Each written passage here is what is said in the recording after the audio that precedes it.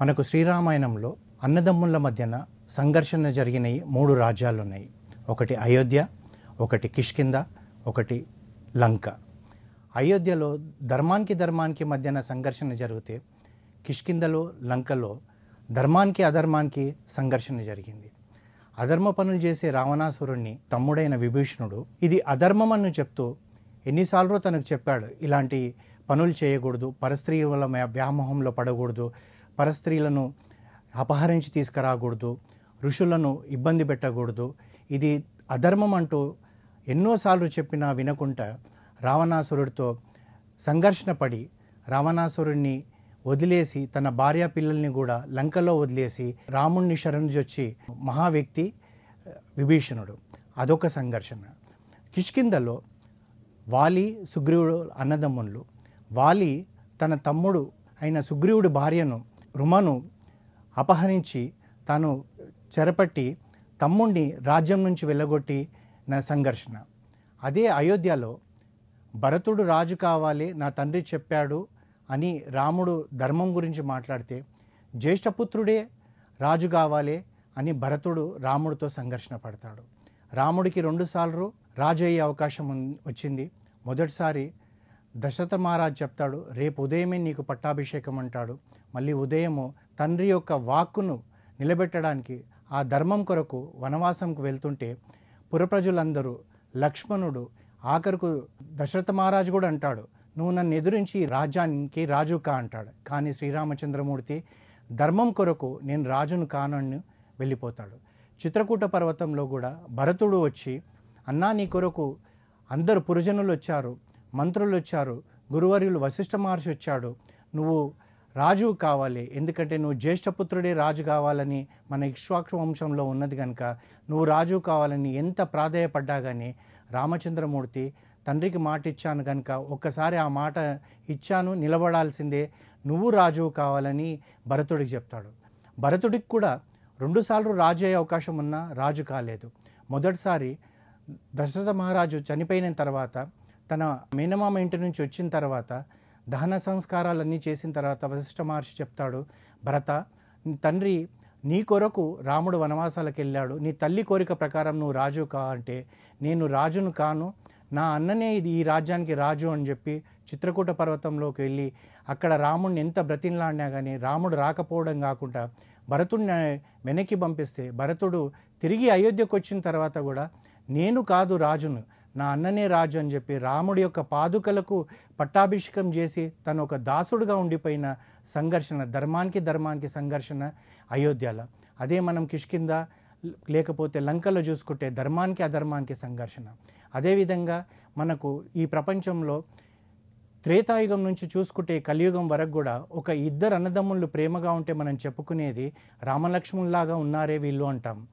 లక్ష్మణుడు ఎంత దాసోహం అంటే రాముడికి, రాముడు నిద్రపోతే తాను నిద్రపోకుండా రాముడికి సేవలు చేసే తమ్ముడు లక్ష్మణుడు. లక్ష్మణుడికి కోపం ఎక్కువ. రాముడితో అంటాడు అయోధ్యకాండలో, అన్నా నువ్వు రాజు కావాల్సింది, ఈ వృద్ధుడైన మన తండ్రి మతి చెల్లించినట్టుంది, అందుగురించే అమ్మ కైకేయి తల్లి మాట ప్రకారం నిన్ను రాజును కానేస్తలేడు, నేను తండ్రినే ఎదురిస్తానంటాడు.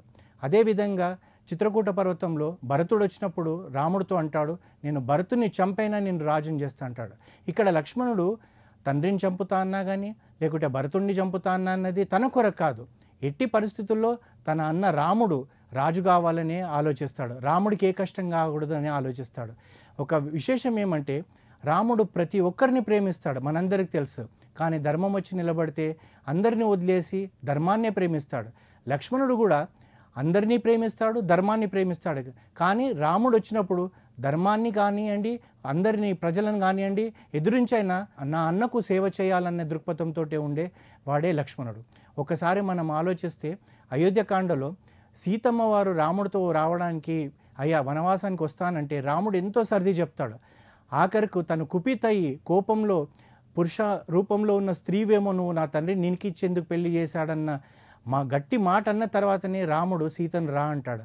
అదే లక్ష్మణుడు ఒక్క మాటకే ఎక్కువగా బ్రతిమలాడకుండానే లక్ష్మణుడిని సరే రా అంటాడు. ఒక్క క్షణం మనం ఆలోచిస్తే ఒకవేళ లక్ష్మణుడు రాముడితో కలిసి వనవాసంకి వెళ్ళకపోతే రాముడు ఒక్కడు ఎలా ఉండేవాడు అన్న గుర్తు చేసుకుంటే ఇప్పటికి కూడా మనకు ఎంతో భయం వేస్తుంది, రాముడు ఒక్కడు ఏం చేసేవాడు అని చెప్పేసి. అలాంటి లక్ష్మణుడు తమ్ముడుగా ఉండడం రాముడు గొప్పతనమా లక్ష్మణుడు గొప్పతనమా అంటే రాముడే అంటాడు. ఒకసారి పంచవటికి వచ్చిన తర్వాత పర్ణశాల నిర్మించిన తర్వాత ఆ చేతుల్లో బొబ్బలు వస్తే లక్ష్మణుడు చేతులు చూసి దుఃఖపడుతూ ఒక మాట అంటాడు, లక్ష్మణ, దశరథ మహారాజు మన తండ్రి నీకు చనిపోయాడు, నాకు చనిపోలేదంటాడు. అంటే దాని అర్థం ఏంటంటే నాకు తండ్రిగా నువ్వు ఉన్నావు, నా కష్టసుఖాలను నువ్వు చూస్తున్నావు, నువ్వే నా తండ్రివి, కానీ నీకు తండ్రి లేడని చెప్పి తనని బాధపడుతూ లక్ష్మణుడిని కౌగలించుకుంటాడు. అలాంటి లక్ష్మణస్వామి, అందుగురించి అన్నదమ్ములలో లక్ష్మణుడిని ఒక్కనే లక్ష్మణస్వామి అంటారు, భరతుణ్ణి భరతస్వామి అన్నారు, శత్రుఘ్ని శత్రుఘ్న స్వామి. స్వామి భక్తి పరాయణకు పరాకాష్ఠ ఏంటంటే లక్ష్మణుడే. అంత భక్తి అన్న అంటే అన్న అడుగడుగున ముందుండి అన్న కష్టాలను తాను ముందుండి వనవాసం అంతా పూర్తి చేసిన వ్యక్తి లక్ష్మణుడు. అంతేకాకుండా 2 సంఘటనలు, రాముడు ఒకసారి చిత్రకూటంలో భరతుడు వచ్చినప్పుడు భరతుడిని సంవరించైనా సరే నీకు రాజ్యం ఇస్తా అంటే రామచంద్రమూర్తి లక్ష్మణుడితో అంటాడు, లక్ష్మణ, ఏ రోజన్నా నీకు భరతుడు నీకు ఎప్పుడన్నా అన్యాయం చేశాడా, ఎప్పుడన్నా తిరగబడ్డా, ఎందుకు నీకు ఈ భావన వచ్చింది? ఒకవేళ రాజ్యమే కావాలని నువ్వు అనుకుంటే ఒక్క మాట చెప్పు, నాకు భరతుడికి చెప్తాను, అయోధ్యను లక్ష్మణుడికి ఇచ్చే అంటే 1 నిమిషంలో ఇచ్చేస్తానంటాడు. ఇంత కష్టపడుతున్న లక్ష్మణుడిని రాముడు ఆ మాట అంటే పిచ్చి తండ్రి లక్ష్మణుడు ఒక్కసారి కూడా దుఃఖపడకుండా తాను అన్నతో పాటే ముందుకు వెళ్తాడు. అలాగే సీతమ్మ వారు కూడా లక్ష్మణును నింద వేస్తుంది, నా గురించి నువ్వు రాముడిని వెతకడానికి వెళ్తలేవేమో అంటాడు మారీచుడిని చంపే సమయంలో. అంత మాట అన్నా కానీ వాళ్ళ అడుగుజాడలలో వాళ్ళ కష్టాలను తన కష్టాలుగా భావించిన వ్యక్తి లక్ష్మణస్వామి. అన్నదమ్ములంటే మనకు తెలిసింది ఈ గిరులు నదులున్నంత కాలం కూడా రామలక్ష్మణులు అనేది మనం గుర్తుపెట్టుకోవాలి. ఈ రోజులలో అన్నదమ్ములు అలా ఉన్నారా అని ఒక్కసారి ఆలోచించి వాళ్ళ బాటలో మనం నడిచి వాళ్లకు ప్రతీకగా మనం ఉండాలనేదే ఈ రామాయణం మనకు నేర్పిస్తుంది.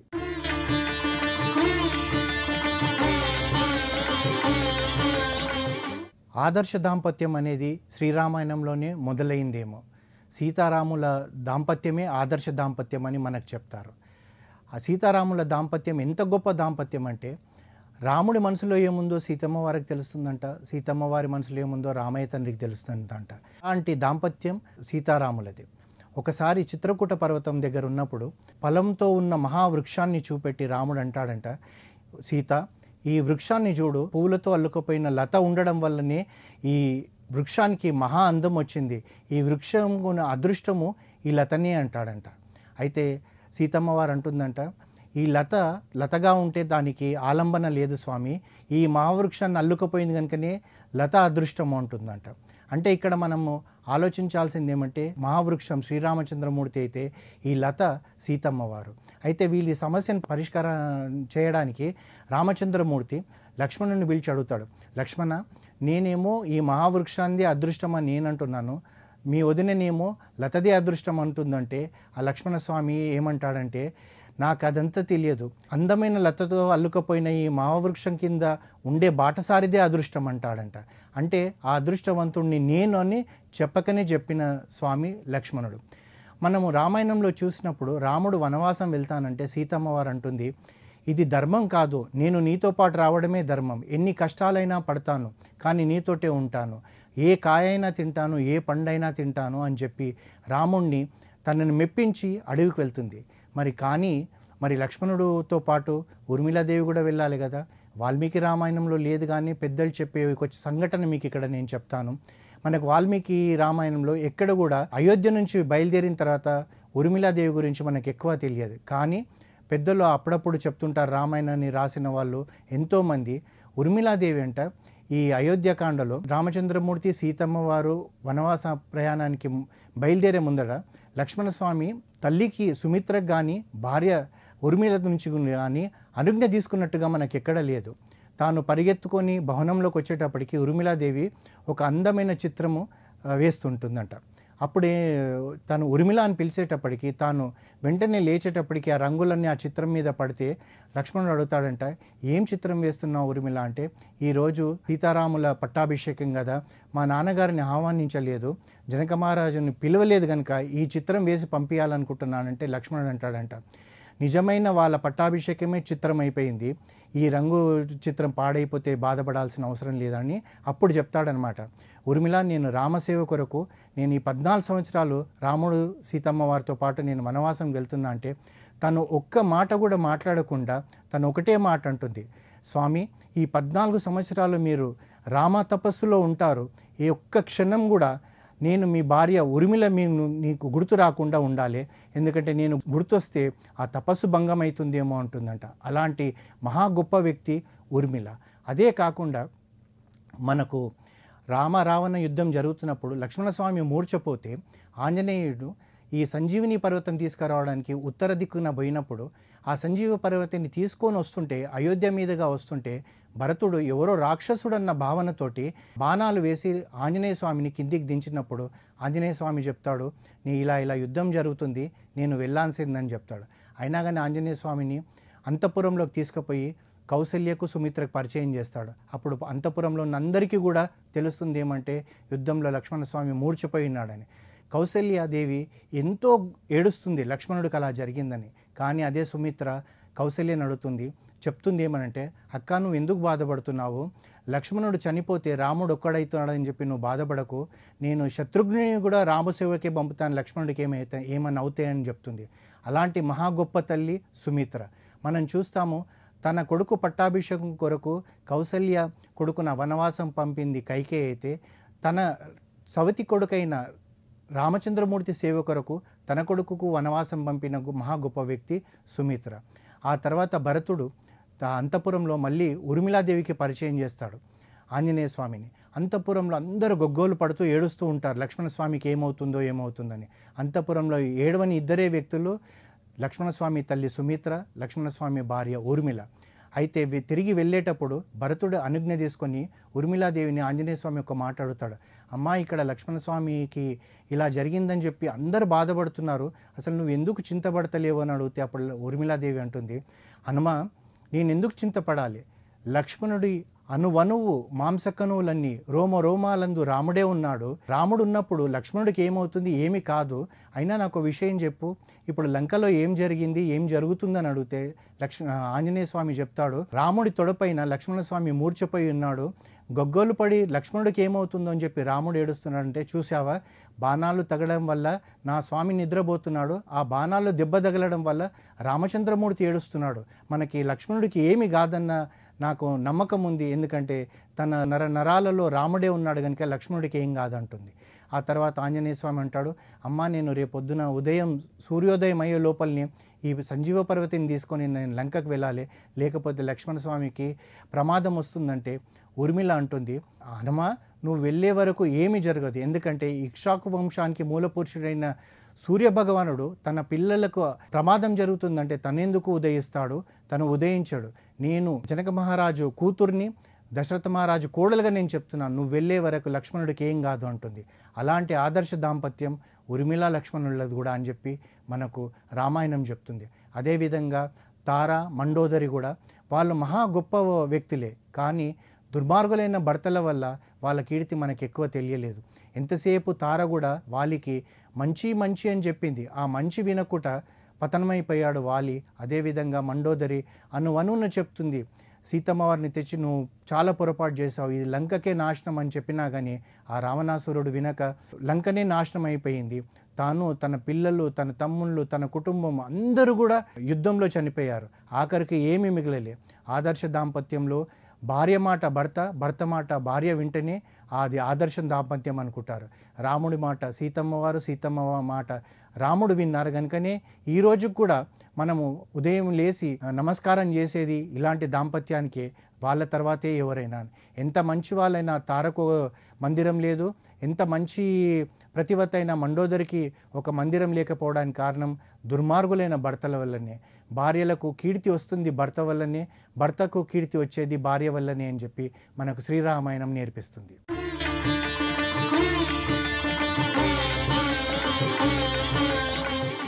శ్రీరామాయణంలో మనకు స్నేహం అనేది ఎలా ఉండాలనేది కూడా మనకు నేర్పించింది. కిష్కింధకాండలో రామచంద్రమూర్తి సీతమ్మ వారిని రావణాసురుడు అపహరించిన తర్వాత ఎక్కడ ఉందో సీతమ్మ వారిని తెలియని పరిస్థితుల్లో రామచంద్రమూర్తికి కబంధుడనే రాక్షసుడు తనకు చెప్తాడు, నువ్వు కిష్కింధకు వెళ్ళి సుగ్రీవుడితో స్నేహం చేస్తే సుగ్రీవుడే నీకు దారి చూపెడతాడు, సుగ్రీవుడికి తెలియని స్థలం లేదు.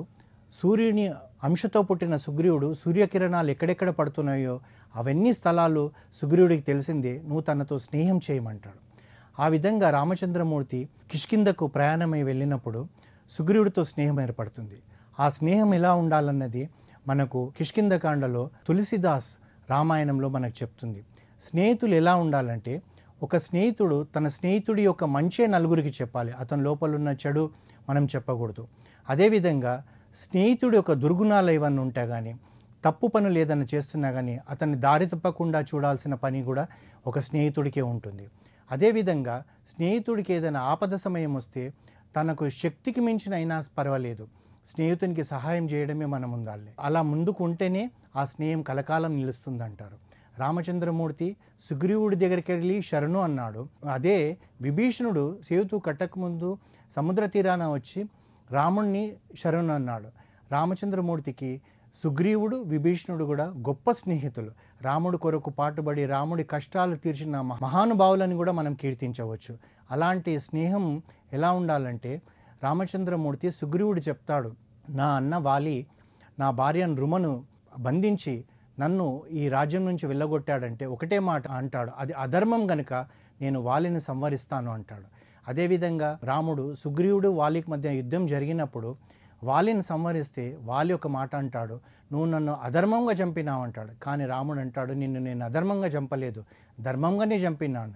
ఎందుకొరకంటే తను నుంచి పుట్టిన కొడుకు, తనకన్నా చిన్నవాడైన తమ్ముడు, తన శిష్యుడు, గురువు ముగ్గురిని కూడా కొడుకులుగా భావించాలి. తనకన్నా పెద్దవాడైన అన్న, తనకు విద్య నేర్పిన గురువు, తనకు జన్మనిచ్చిన తండ్రిని ఎప్పుడు గురు తండ్రులుగా భావించాలి. అలాంటిది నువ్వు తమ్ముడు భార్యను చెరపట్టి నువ్వు చేసిన పాపానికి నీకు ఇది శిక్ష వేస్తున్నానంటాడు. ఆ సమయంలో వాలి ఒక మాట అంటాడు, రామ నీకు రావణాసురుడే కావాలనుంటే నన్నే ముందొచ్చి అడిగినుంటే నేను రావణాసురుడి మెడ తాడు కట్టి నీ దగ్గరికి తీసుకొచ్చి నీ కాళ్ళ దగ్గర వేశానంటాడు. ఎంత అవివేకమైన మాట అంటే వాలికి అర్థం కాదు. అప్పుడు తను చనిపోయే ముందర పిచ్చి ప్రేలాపన అంటారే అలాంటి మాట అంటాడు. ఎవరైతే తన భార్యను అపహరించిన వాడిని రావణాసురుడిని చంపుతాన్న రామచంద్రమూర్తి ప్రతిజ్ఞ చేసి బయలుదేరితే, సుగ్రీవుడి భార్యను అపహరించిన వాలితో స్నేహం చేస్తాడని వాలి ఎలా అనుకుంటాడు? ఇక్కడే ధర్మము అధర్మానికి మధ్యన నడిచే సంఘర్షణ.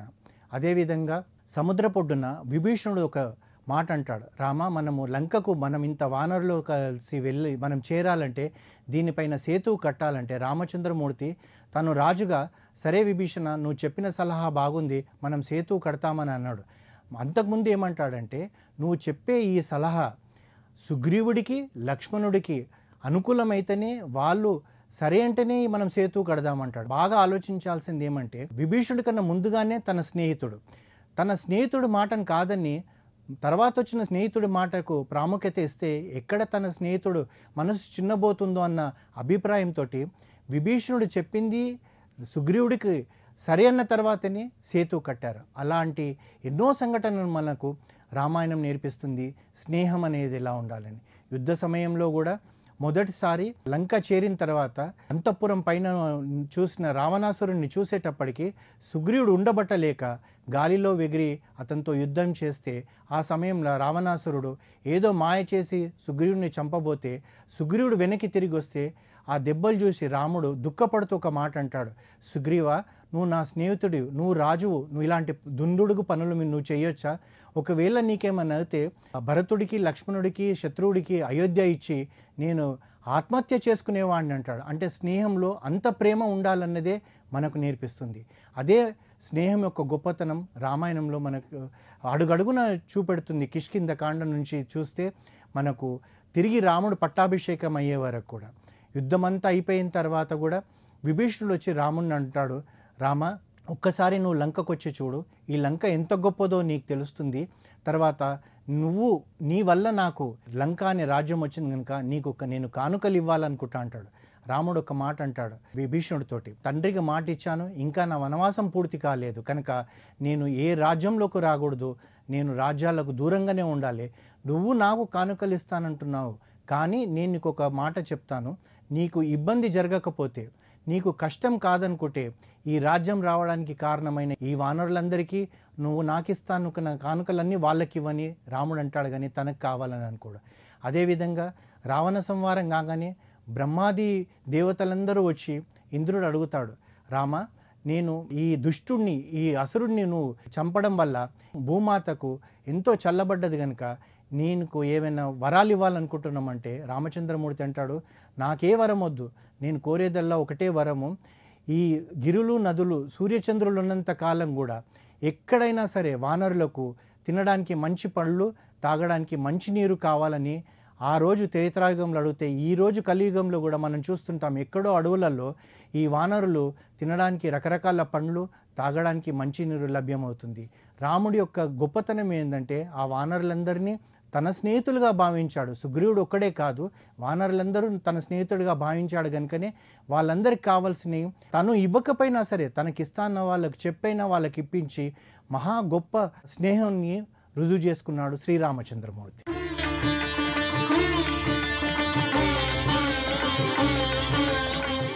మనం ఈ ప్రపంచంలో చూస్తూ ఉంటాం, ఒక మనిషి సంస్కారవంతుడు కావడానికి కారణము తల్లిదండ్రులు, గురువులు.